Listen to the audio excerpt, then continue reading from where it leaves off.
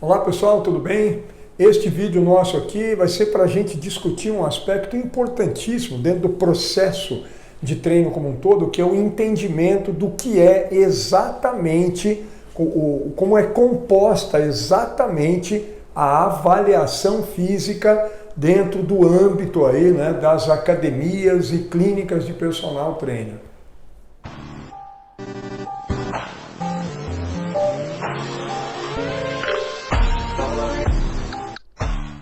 Pessoal, vamos lá. Quando nós falamos em avaliação física, eu vou já pedir inicialmente para vocês, deem uma olhada num vídeo nosso que tem aqui, nós vamos deixar o link aí para vocês, falando do conceito de medida e avaliação física e o que é efetivamente avaliar. Avaliar é fazer um diagnóstico, mas tem esse vídeo, por favor, vejam esse vídeo nosso. Agora, o que nós vamos entender é, quando a gente fala em avaliação física, no âmbito aí das academias e clínicas, o que efetivamente precisa ser medido e avaliado? O que é isso? O que compõe uma avaliação física verdadeira, uma avaliação física de excelência no âmbito de academias e clínicas? E que nós, portanto, precisaríamos conduzir, né, dessa maneira e contemplar todo esse conjunto de componentes da avaliação, quer dizer, todo o conjunto de aspectos que precisa ser medido e avaliado. Olha só, quando nós falamos, portanto, na avaliação física, que significa para nós fazer um diagnóstico das capacidades em relação à capacidade de trabalho motor, então a avaliação física é um diagnóstico da capacidade física, da capacidade de trabalho motor de um indivíduo. Aquilo que ele pode, aquilo que ele não pode fazer, aquilo que ele deve, aquilo que ele não deve, quanto ele precisa treinar de uma coisa e de outra para atingir objetivos de preparação, seja no âmbito desportivo ou não, mas aqui vamos pensar nas academias. Então a avaliação física é isso. Eu preciso sair dela, então é um diagnóstico daquilo que o indivíduo é capaz de fazer do ponto de vista motor, físico, avaliação física. Olha só, quais são, na minha ótica, e nós trabalhamos com isso aqui no nosso sistema da Brado, quais são, na minha ótica, os componentes de uma avaliação física. Obviamente não se faz avaliação física, isso aqui não é a ordem não, tá? É o organograma, é o que deve ser medido e avaliado. E o instrumento primário de medida e avaliação é a anamnese. Não se começa nada sem aplicar uma anamnese, e uma anamnese de verdade, uma anamnese decente. Para começar, não é uma anamnese igual para todo mundo. Tem um outro vídeo nosso aqui falando sobre isso.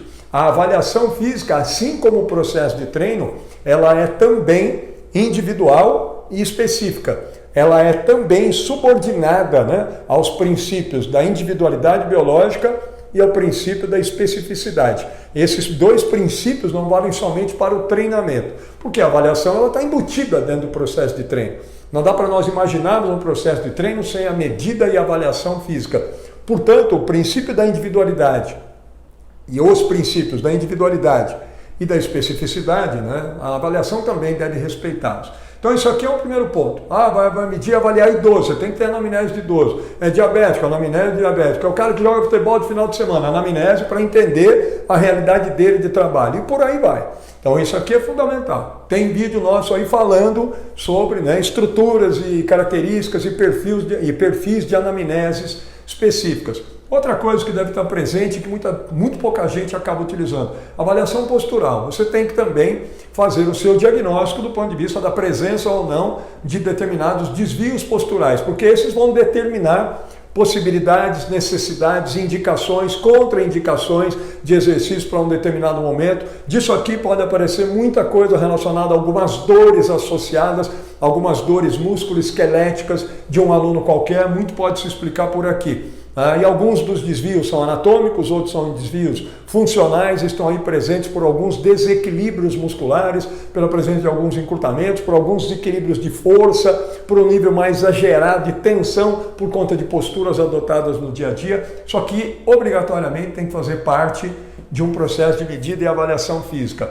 Um outro componente dela, olha, é a avaliação antropométrica, né? A antropometria. Aqui então estão as medidas de peso, estatura, composição corporal, densidade óssea, circunferência, tudo aquilo que envolve então os aspectos, né, relacionados a medidas antropométricas, as medidas da morfologia do indivíduo, da morfologia do organismo e da morfologia desse indivíduo como um todo.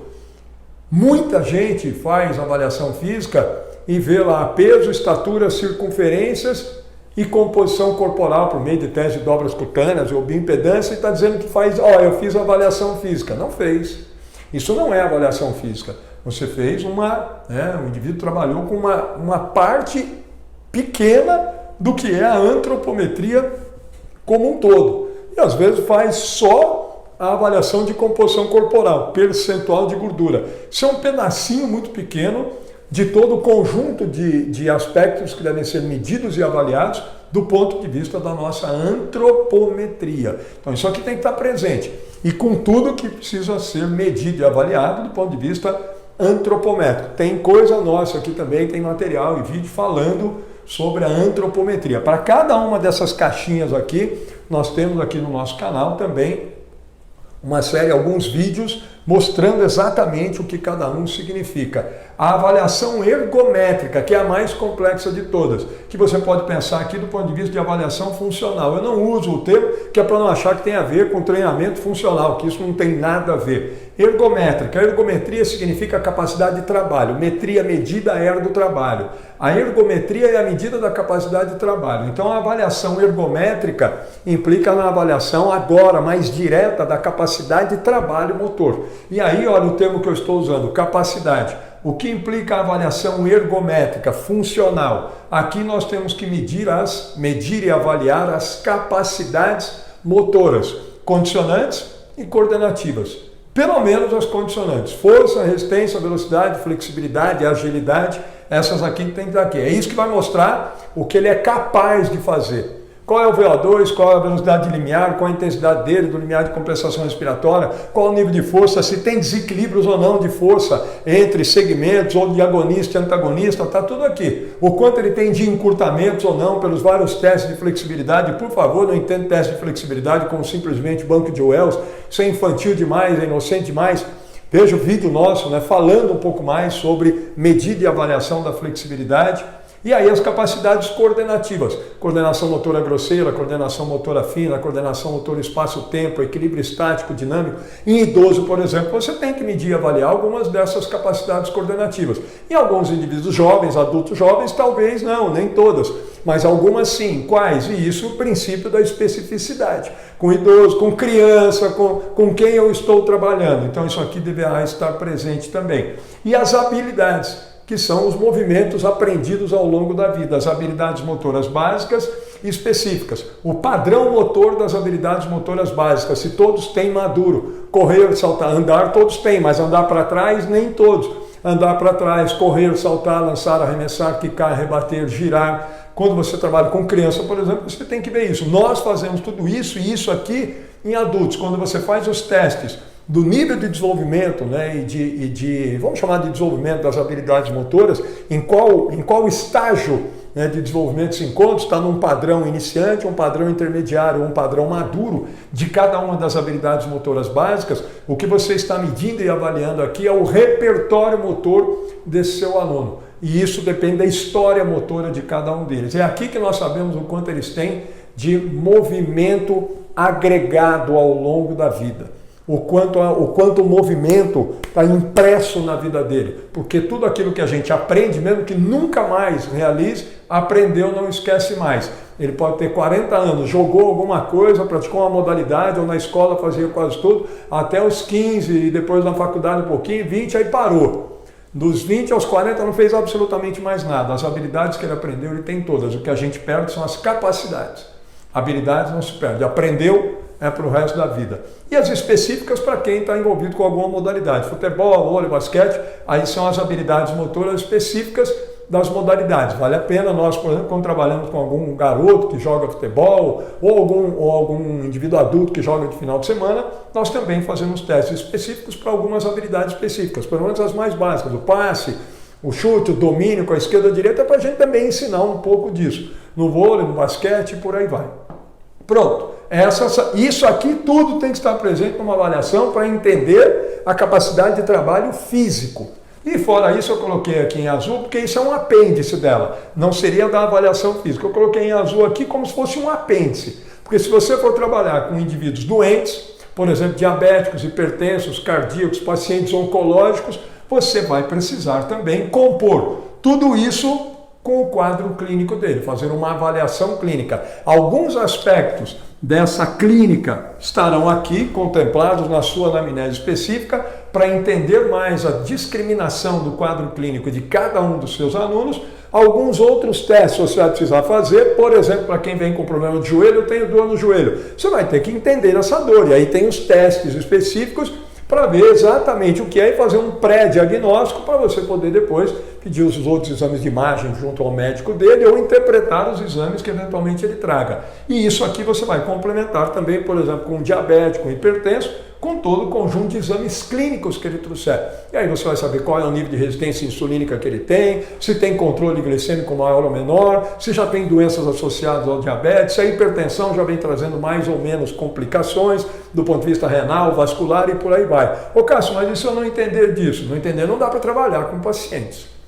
Isso aqui vai atender o paciente porque sabe, porque entende. Fazer isso mais ou menos ou com mais dúvidas do que certezas é gostar de viver perigosamente e desrespeitar o indivíduo que está ali achando que nós sabemos efetivamente o que estamos fazendo na medida em que ele nos procura com alguma doença crônica para poder, por meio do nosso processo, melhorar o quadro clínico geral dele, a saúde, o bem-estar e a qualidade de vida. Então, tem que entender sim, é obrigatório entender disso para trabalhar e atuar com competência.